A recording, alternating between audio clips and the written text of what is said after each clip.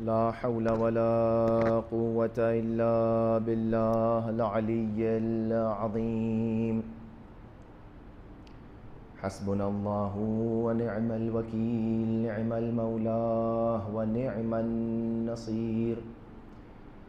الحمد لله الذي هدانا لهذا وما كنا لنهتدي لولا أن هدانا الله، لقد جاءت رسل ربنا بالحق. ثم الصلاة والسلام على النبي الأمي القرشي الهاشمي الخاتم لما سبق والفاتح لمن غلق، المعلن الحق بالحق، الذي سمي في السماء بأحمد وفي الأرضين بأبي القاسم مصطفى محمد.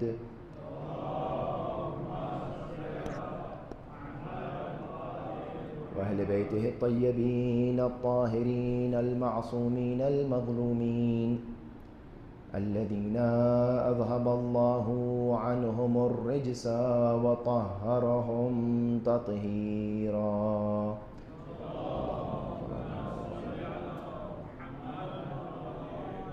بهم نتولى ومن أعدائهم نتبرأ إلى الله، ثم اللعنة الدائمة على أعدائهم أجمعين، غاصبي حقوقهم منكري فضائلهم، من الآن إلى قيام يوم الدين.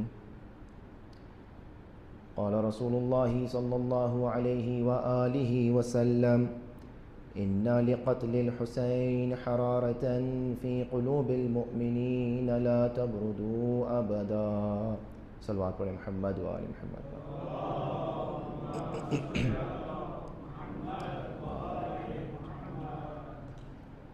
آج کی یہ مجلس اور یہ شب منسوب ہے شہادت یتیمان اور طفلان جناب مسلم علیہ السلام سے.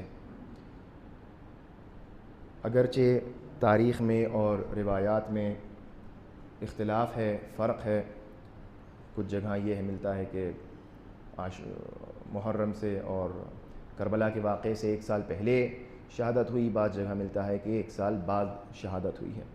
لیکن چونکہ یہ تاریخ منسوب ہے، لہٰذا اس تاریخ میں گفتگو ہوتی ہے جناب مسلم کے دونوں بیٹوں ابراہیم اور محمد کی.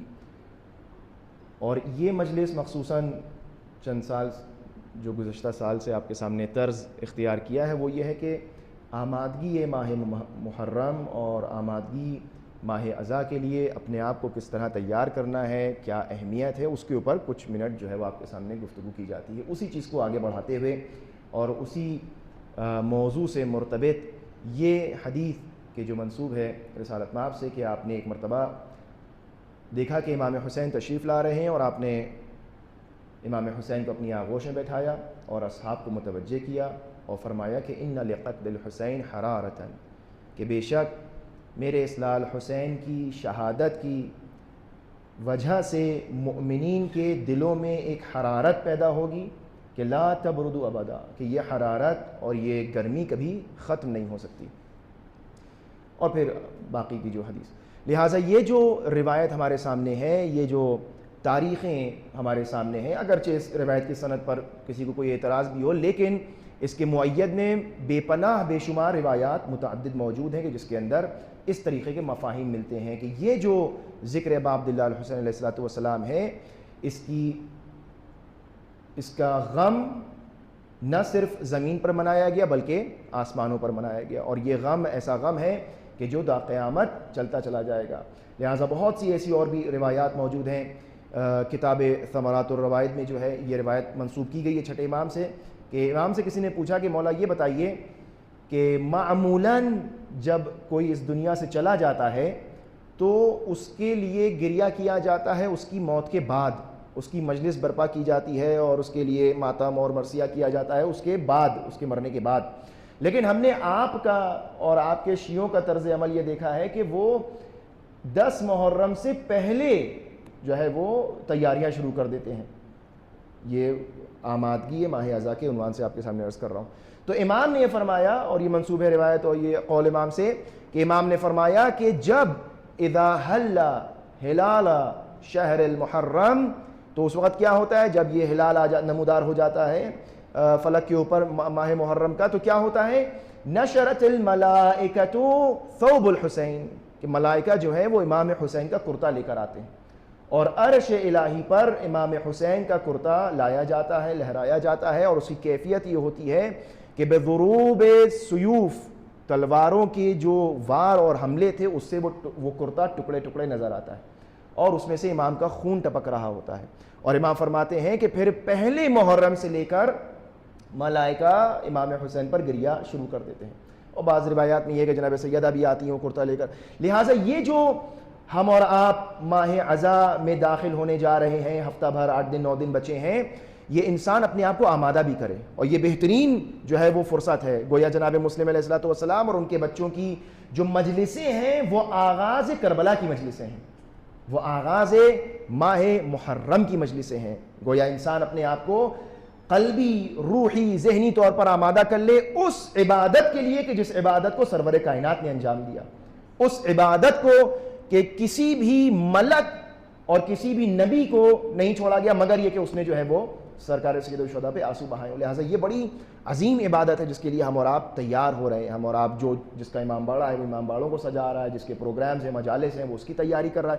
لہٰذا انسان جو ہے وہ آمادگی کر رہا ہے. اب آمادگی جب انسان کرے تو یہ سوچ کر کرے کہ کتنا بڑا جو ہے وہ موقع ہے کہ جس لیے. اچھا میں ایک بات اور عرض کروں آپ کے سامنے, یہ جو ذکر ہے لا تبردو ابدا, کبھی بھی کیا ہے ٹھنڈا نہیں ہوگا, کبھی بھی یہ جو گرمی ہے, یہ جو جوش ہے, یہ جو ولولہ ہے, یہ امام حسین علیہ السلام کی شہادت کے نتیجے میں جو مومنین کے دلوں میں موجود ہے, یہ کبھی ٹھنڈا نہیں ہوگا, تا قیامت یہ جو ہے وہ قائم رہے گا. اب اسی کے نتیجے میں ایک چیز اور سمجھ میں آتی ہے. آپ یہ تصور کریں, ابھی گزشتہ دن بھی میں نے آپ سے بات عرض کی تھی کہ پروردگار عالم اپنے حبیب ختمی مرتبہ سے کتنی محبت کرتا ہے. پروردگار عالم اس کرۂ زمین کے اوپر سب سے زیادہ اگر کسی اپنی مخلوق سے محبت کرتا ہے وہ تو ختمی مرتبہ تھی.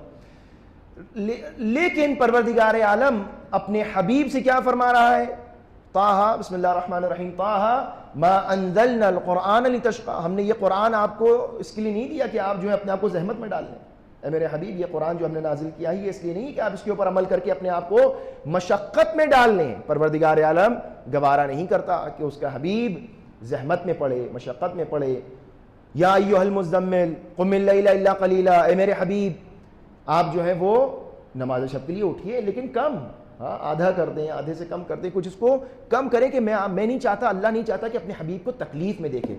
لیکن جب اہل بیت اطہار کی بات آتی ہے, جب امام حسین کی بات آتی ہے, جب امیر المومنین کی بات آتی ہے, میں نے آپ کے سامنے عرض کیا تھا کہ جب غدیر کی بات آتی ہے تو پروردگار عالم کو برداشت ہے کہ تپتے ہوئے سورج کے نیچے جا کر من کنت مولا کہیں.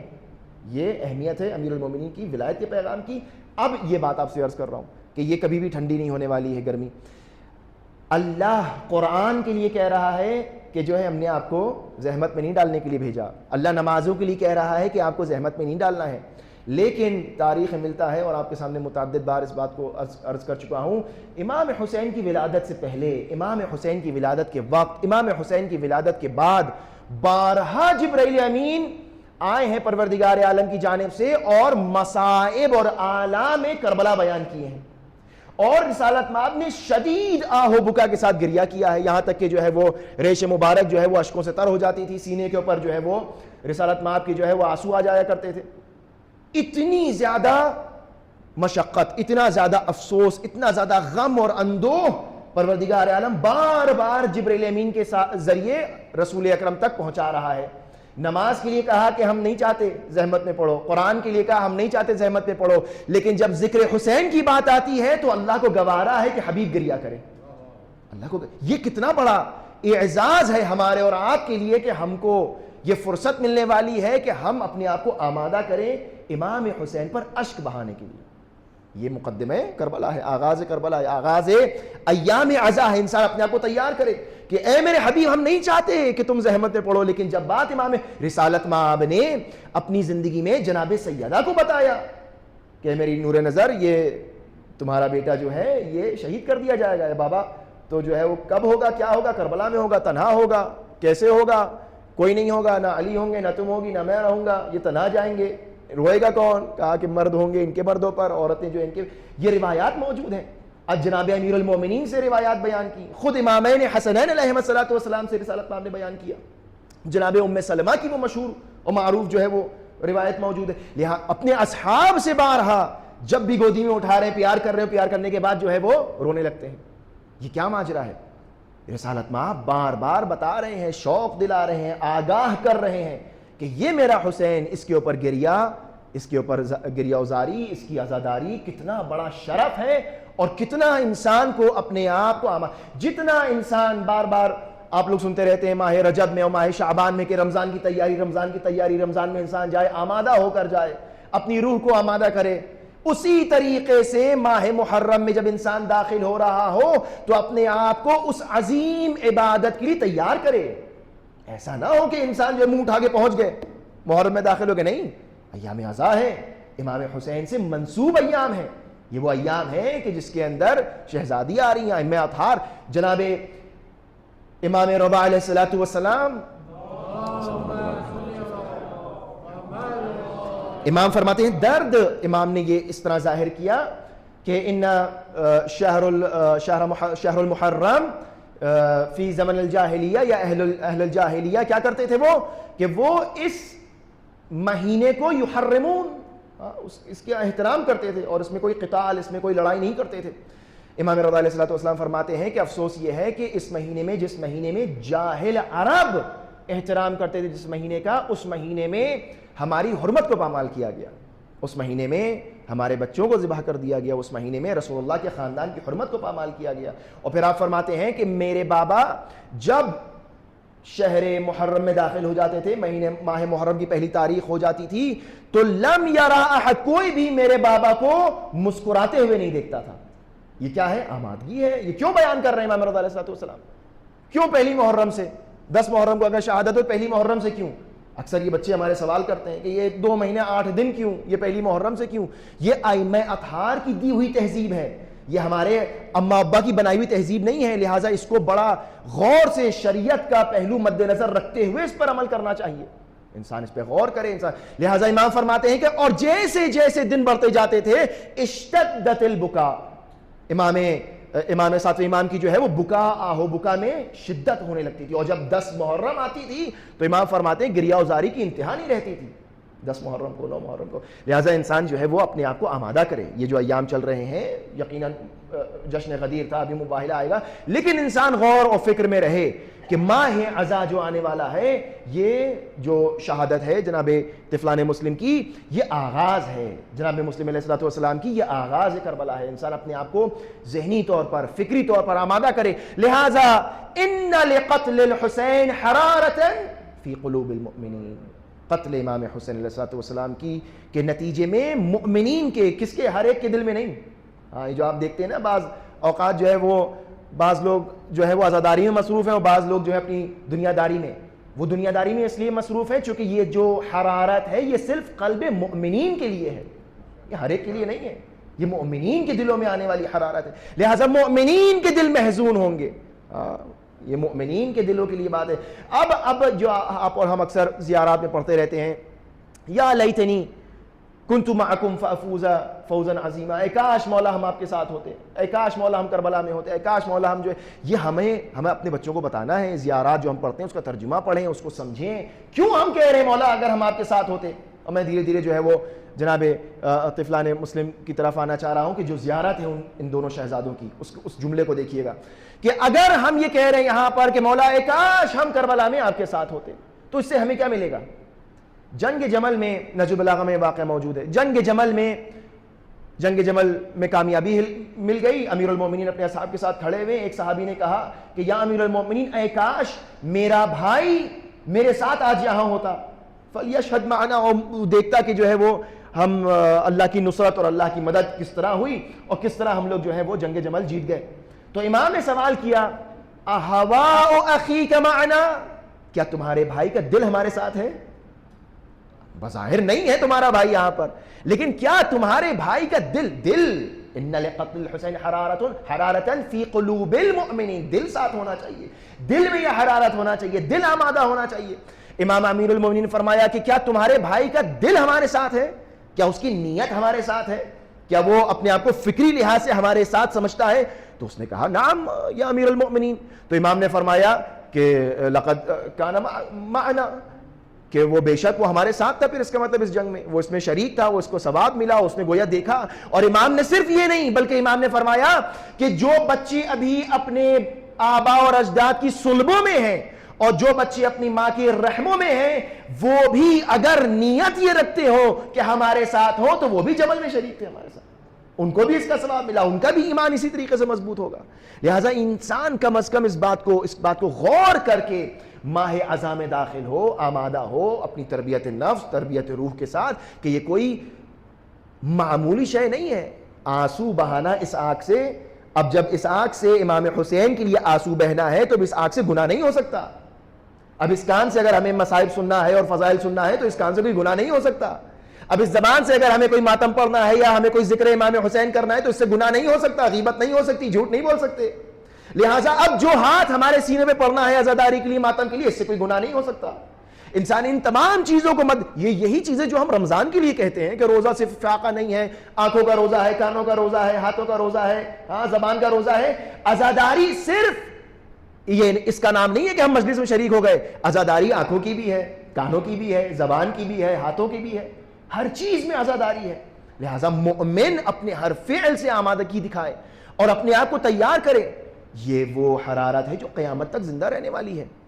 لوگوں نے چاہا، قرآن مجید کیا کہتا ہے کہ یریدون ان یطفئوا نور اللہ بافواہہم، لوگ چاہتے ہیں کہ جو ہے وہ اللہ کے نور کو بجھا دیں، پھونک مار کے بجھا دیں، لیکن نہیں، واللہ متم نورہ، اللہ پروردگار عالم اپنے نور کو قائم رکھے گا۔ یہ جو آج تک عزاداریاں چل رہی ہیں، یہ عزاداریاں، میں اکثر کہا کرتا ہوں، یہ عزاداریاں اس وجہ سے نہیں ہے کہ ہم لوگ زندہ ہیں، ہم لوگ زندہ ہیں کیونکہ عزاداری ہے، عزاداری کامیاب ہو رہی ہے، یہ ہمارا زندہ رہنا اس بات کی دلیل ہے کہ عزاداری کا اثر ہے، اس بات کا اثر ہے۔ لہٰذا بہرحال جو بھی سرکمسٹانسز ہوں، ایبولا ہے، فلاں ہے، جو بھی چیزیں ہیں، گائیڈ لائنز کو فالو کرتے ہوئے، لیکن یہ ذہن میں خیال رہے کہ عزاداری اچھی طرح ہونا چاہیے۔ عزاداری، ذکر امام حسین کی برکت اتنی عظیم ہے کہ جو ہے وہ روایات متعدد بے شمار موجود ہے۔ لہٰذا انسان اپنی ان تمام چیزوں کو، اب جب یہ بات ظاہر ہو گئی کہ یا لیتنی کنت معکم فافوز فوزا عظیما، اے کاش مولا ہم آپ کے ساتھ ہوتے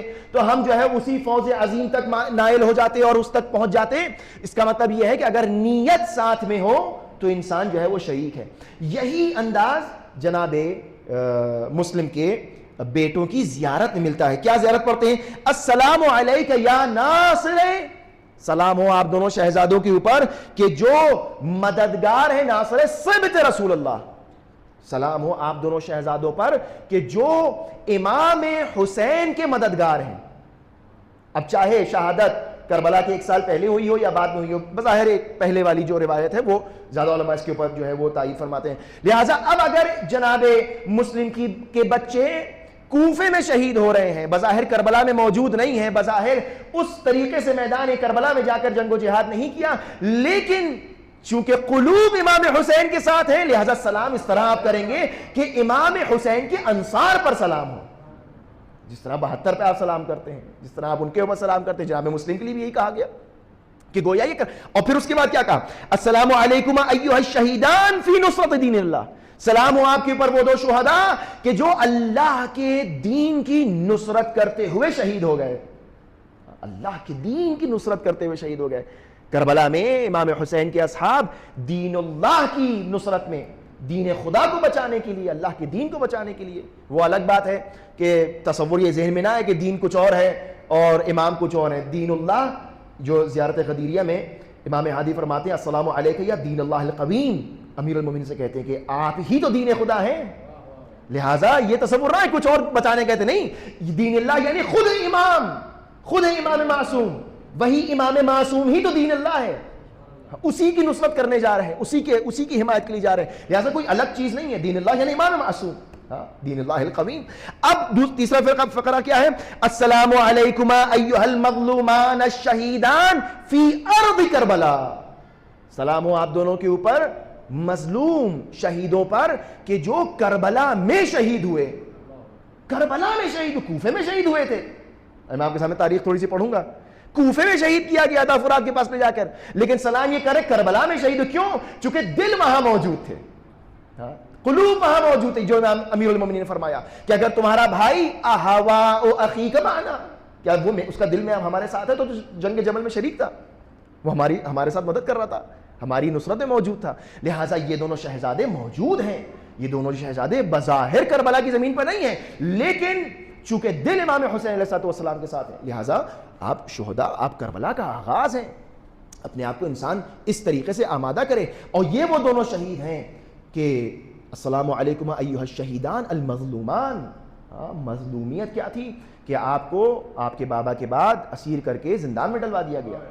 اور مشکور نامی شخص جو زندان بان ہے، ایک دن دونوں بچوں نے آپس میں مشورہ کیا اور گفتگو کی، اور اس سے پوچھا کہ جو ہے یہ بتاؤ تم مسلمان ہو؟ کہا مسلمان ہیں. کہا تم کس کا کلمہ پڑھتے ہو؟ کہا ہم رسول اللہ کا کلمہ پڑھتے ہیں. کہا تم نے محمد ابن عبداللہ کا نام سنا ہے؟ کہا ہاں وہ تو ہمارے نبی ہیں. کہا تم نے علی مرتضیٰ کا نام سنا ہے؟ کہا ہاں وہ تو ان کے بھائی ہیں، داماد ہیں. کہا تم نے جعفر طیار کا ذکر سنا ہے؟ تو زندان بان نے کہا تم کیوں دونوں بچے جو ہے وہ اس خاندان کے، رسول کے خاندان کے نام لے رہے ہو؟ یہ تو رسول کا خاندان ہے. کہا ہم رسول ہی کے تو آل ہیں. جیسے ہی کون ہو تم؟ کہا مسلم ابن عقیل کے بچے ہیں، ہم سفیر حسین کے بچے ہیں. پریشان ہو گیا، قدموں پہ گرا. اور تاریخ بتاتی ہے، بعض جگہوں پہ کتاب میں لکھا ہے کہ روٹی دی، پانی دیا اور زندان کے دروازے کھول دیا. اب یہ دونوں بچے کہاں جاتے؟ لہٰذا فرات کے کنارے گئے. وہاں پر ایک مومنہ آئی. مومنہ نے بچوں کو دیکھا. بچوں کو محسوس ہوا کہ مومنہ رحم دل ہے، اور بچے جو ہے مومنہ کے ساتھ گھر آ گئے. تاریخ یہ بتاتی ہے، بہت زیادہ نہیں ملتا، تھوڑا سا اختلاف بھی ہے، لیکن جو چیزیں رائج ہیں، مشہور ہے، وہ یہی ہیں کہ مومنہ دونوں بچوں کو گھر لے کر آئیں، اور لانے کے بعد دونوں کو کھانا کھلایا، پانی پلایا، اور دونوں کو آرام کرنے کے لیے کہا، اور یہ آگاہ کر دیا کہ میرا شوہر حارث ملعون عبید اللہ کا کارندہ ہے اور نہایت ظالم شخص ہے. اے شہزادوں، آپ لوگ جائیے، آرام کریے، لیکن دیکھیے آپ کی آواز باہر نہ آئے. اگر آپ کی آواز باہر آ گئی تو یہ ملعون پہچان لے گا، سمجھ لے گا، اور آپ کو مجھے ڈر ہے کہ کہیں نقصان نہ پہنچا دے. لہٰذا دونوں بچے گئے حجرے میں، اور جانے کے بعد آرام کیا. رات کی تاریکی تھی. وہ ملعون گھر واپس آیا، اور آنے کے بعد اپنی زوجہ سے کہتا ہے کہ زندان بان نے دروازے کھول دیے، مسلم کے بچے جو ہے وہ آزاد ہیں، اور عبید اللہ نے جو ہے وہ انعام رکھا ہے، لہٰذا میں رات بھر تلاش میں تھا کہ بچے مل جائیں. اب یہ مومنہ ڈر گئے کہ جن بچوں کو اس کا شوہر ڈھونڈ رہا ہے، اسی کو تو گھر میں پناہ دے رکھی ہے. اب کس طرح بچائیں آل رسول کو؟ اور تاریخ بتاتی ہے کہ اسی اسنا میں جو ہے بچوں نے خواب میں رسالت مآب کو دیکھا، امیر المومنین کو دیکھا، امام حسن امام حسین کو دیکھا، اور اپنے بابا مسلم بن عقیل کو دیکھا. اور رسالت مآب یہ پوچھ رہے ہیں کہ اے عقیل، تم اکیلے آ گئے، اپنے بچوں کو لے کر نہیں آئے؟ تو جناب عقیل یہ فرماتے ہیں، عرض کرتے ہیں، یا رسول اللہ، ان قریب میرے بچے بھی میرے پاس آئے، ان قریب میرے بچے بھی میرے پاس آنے والے ہیں. دونوں بچوں نے جب یہ جملہ سنا تو اٹھے، اور خواب سے بیدار ہونے کے بعد دونوں بچوں نے ایک دوسرے کے گلوں میں باہیں ڈالیں اور اس خواب کا ذکر کیا، اور گویا دونوں کو یہ خبر مل گئی تھی کہ اب دونوں کی شہادت قریب ہے. اور آہ و بکا کی آواز جیسے ہی بلند ہوئی، اس ملعون کے کانوں میں آوازیں گئیں، اور یہ فوراً تلاش کرتے ہوئے اپنے گھر کے کونوں کونوں کو ڈھونڈتا ہوا ان بچوں تک پہنچا. اب جیسے ہی ان بچوں کو دیکھا، پوچھا کون ہو؟ بچوں نے بتا دیا کہ مسلم کے ہم بیٹے ہیں. تو تاریخ میں نہیں ملتا کہ کسی مہمان کی مہمان نوازی تماچوں سے کی جائے. کربلا میں آپ سنتے ہیں تماچے لگے ہیں بچوں کے، لیکن پہلے تماچا جناب مسلم کے یتیموں کو لگا ہے. بچوں کے تماچے مارے اور گیسوؤں سے پکڑ کر صحن خانہ میں لے کر آیا ملعون، اور لانے کے بعد صحن خانہ میں باندھ دیا. رات کی تاریکی تھی، اور یہ کہا گیا کہ صبح ان کا معاملہ کیا جائے گا. اجرکم اللہ. آپ کی آوازیں بلند ہیں، زیادہ وقت نہیں لینا ہے، تاریخ آپ کی نظروں کے سامنے ہے، لیکن یہ کہ ہمارے دل محزون ہو جائے. اور امام جناب مسلم ابن عقیل کو آج پرسہ اس لیے بھی دیجئے کہ جناب مسلم ابن عقیل کی سب سے بڑی قربانی یہ تھی کہ آپ نے امام حسین کے لیے سب کچھ قربان کر دیا. پوری نسل جناب مسلم ابن عقیل کی قربان ہو گئی. اس لیے بعض علماء، میں نے سنا ہے بعض معتبر علماء کو یہ کہتے ہیں کہ اگر کسی کو اولاد چاہیے ہو تو جناب مسلم کے صدقے میں مانگے. صبح کا انتظار کیا گیا، بچوں کو لے کر گئے، ملعون فرات کے کنارے اپنے ساتھ غلام کو لیا، اپنے بیٹے کو لیا، تلوار کو آمادہ کیا، اور جب فرات کے کنارے پہنچا تو غلام سے کہا کہ جاؤ اور جا کر ان دونوں بچوں کا سر کو قلم کرو۔ غلام آگے بڑھا، اور آگے بڑھنے کے بعد جیسے ہی بچوں کے قریب آیا، بچوں نے غلام کو دیکھا، اور دیکھنے کے بعد کہا کہ ہم یہ دیکھ رہے ہیں کہ تیری شکل ہمارے جد کے غلام بلال سے بہت ملتی ہے۔ وہ پریشان ہوا کہ رسول اللہ کا غلام بلال، تم کیسے جانتے ہو بلال کو؟ کہا کہ ہم رسول اللہ کی آل میں سے ہیں، ہم اسی رسول کے بچے ہیں، ہم اسی رسول کے گھرانے سے ہیں کہ جس کو تو قتل کرنا چاہتا ہے۔ ایک مرتبہ اس کے ہاتھ سے تلوار چھوٹی، اور بعض علماء کہتے ہیں وہ فرات میں جا کر گر پڑا اور رونے لگا، گریہ کرنے لگا۔ جیسے ہی حارث نے یہ منظر دیکھا، تلوار کو کہا، اپنے بیٹے کو حکم دیا، جاؤ جم جا کے جو ہے وہ بچوں کے سر تن سے جدا کرو۔ بیٹا آگے بڑھا، اور یہی ماجرا دوبارہ ہوا کہ بچوں نے کہا کہ تو کیوں قتل کرنا چاہتا ہے، ہماری کیا خطا ہے؟ کہا باپ کا حکم ہے۔ کہا کہ ہم آل رسول ہیں، شاید ماں کی تربیت کا اثر ہو، جیسے ہی سنا کہ یہ آل رسول ہیں، فوراً بیٹے نے بھی تلوار کو زمین پر پھینکا اور وہاں سے چلا گیا۔ اب یہ حارث ملعون خود اٹھتا ہے، اور اٹھنے کے بعد تلوار کو لیا ہاتھ میں اور قریب آیا۔ اجرکم اللہ، زیادہ زحمت نہیں دینا ہے، آپ کی آوازیں بلند ہو چکی ہیں، گریہ وزاری میں پروردگار عالم آپ کو کوئی غم نہ دے سوائے غم امام حسین علیہ السلام۔ یہ ملعون آگے بڑھا، اور بڑھنے کے بعد چاہتا ہے کہ بچوں کے اوپر وار کرے۔ بچے آگے بڑھے اور کہا کہ ہم چاہتے ہیں کہ آخری بار 2 رکعت نماز اللہ کی بارگاہ میں ادا کر دیں۔ بڑے کم سن بچے ہیں، اور جو میرے سامنے بچے بیٹھے ہیں یہ ان کے لیے درس ہے کہ کچھ بھی ہو جائے نماز قضا نہیں ہونا چاہیے۔ انی احب الصلاۃ کہہ کر امام حسین کربلا سے گئے ہیں، لہٰذا بچوں نے 2 رکعت نماز ادا کی۔ ملعون کہتا ہے اگر یہ نماز تمہیں بچا سکتی ہو تو جاؤ نماز پڑھ لو۔ بچوں نے 2 رکعت نماز ادا کی، اللہ کی بارگاہ میں دست بدعا ہے کہ پروردگارا تو ہمارے اور اس قاتل کے درمیان فیصلہ کرنا۔ ابھی آپ دیکھیے گا کتنی جلدی فیصلہ ہوتا ہے۔ ایک مرتبہ نماز ختم ہوئی اور یہ ملعون آگے بڑھا، چھوٹے بھائی کو پکڑا اور چاہتا ہے سر تن سے جدا کرے۔ بڑا بھائی سامنے آ گیا، کہا خبردار اے ملعون، میرے چھوٹے بھائی پر حملہ نہ کرنا، چونکہ میں نے اپنی ماں سے وعدہ کیا ہے جب تک میں زندہ ہوں اس کے اوپر آنچ نہیں آنے دوں گا۔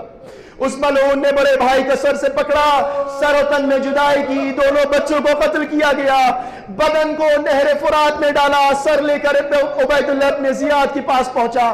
اب تاریخ یہ منظر بیان کرتی ہے کہ جیسے ہی دونوں شہزادوں کے سر عبید اللہ کے سامنے آئے، حکم دیا گیا سروں کو دھویا جائے، سروں کو نہلایا جائے، پانی ڈالا جائے۔ سروں کو جیسے ہی صاف کیا گیا، عجیب جملہ لکھا گیا ہے، علماء بیان کرتے ہیں کہ عبید اللہ جیسا شقی القلب پتھر سنگ دل آدمی بار بار کھڑا ہوتا ہے اور بیٹھتا ہے، اور یہ کہتا جاتا ہے کہ اے ملعون حارث، تیرا دل کیسے مانا، تو نے 4 سے بچوں کو قتل کر دیا۔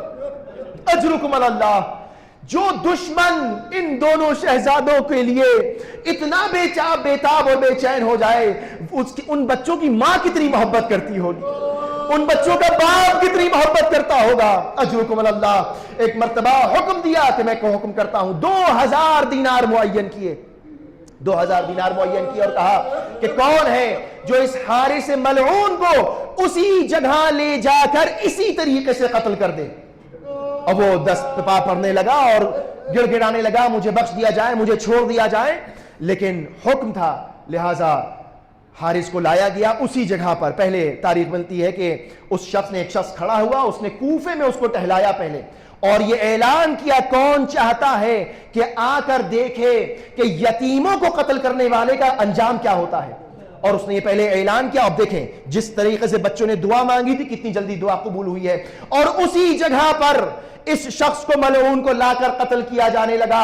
بعض علماء یہاں پر ایک بس ذکر کرتے ہیں، جملہ بس میں آخری جملہ عرض کرنے جا رہا ہوں، کہ جیسے ہی وہ شخص حارث ملعون کو وہاں لے کر آیا تو یہ کہتا ہے کہ میں نے زمین کے اوپر ایڑیاں رگڑنے کے نشان دیکھے، اور وہ گریہ کرنے لگا۔ جملہ تاریخ میں یہ سب کیا گیا کہ ہم نے دیکھا مسلم کے یتیموں کی ایڑیاں رگڑنے کے نشان زمین پر موجود تھے، وہ برداشت نہ کر سکا جناب مسلم کے بچوں کی ایڑیاں رگڑنے کے نشانوں کو۔